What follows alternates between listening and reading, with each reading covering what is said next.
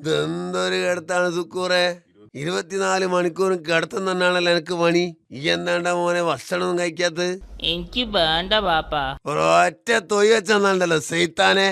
ഭക്ഷണം വേണ്ടാന്നോ മോനെ? അത് മാത്രം പറയരുത്. വളരുന്ന പ്രായത്തിൽ കുട്ടികൾ നല്ലോണം ഭക്ഷണം കഴിക്കണം. ഇതൊക്കെ കണ്ണൻ മാഷും പറഞ്ഞു തന്നിട്ടുണ്ട്. പക്ഷെ ഞമ്മക്ക് ബെസ്പില്ല. എന്താ ചെയ്യാ? ഈ എപ്പം നോക്കിയാലും തന്നെയാണ്ടോ പറയണ്. എടാ മോനെ, നിനക്ക് ആരോഗ്യം വേണ്ടേ? ആരോഗ്യം വേണം പാപ്പ, പക്ഷെങ്കില് ഭക്ഷണം വേണ്ട. ഭക്ഷണം കഴിക്കാണ്ട് എങ്ങനെയാണ്ട് നമുക്ക് ആരോഗ്യം ഉണ്ടാവുക? എഴുന്നേറ്റ് വാടാ, വന്നെന്തെങ്കിലും കഴിക്ക്. വാ വാ വാ.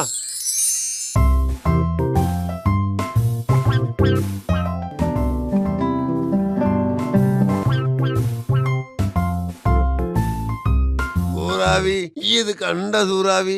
ഇവനെന്താണ് ഭക്ഷണം കഴിക്കാണ്ട് പ്ലേറ്റും പിടിച്ച് ഇങ്ങനെ ഇരിക്കണത്? നമ്മൾ എന്ത് ചെയ്യാനാണ് ഗഫൂർക്ക? പറഞ്ഞാ കേക്കണ്ടേ?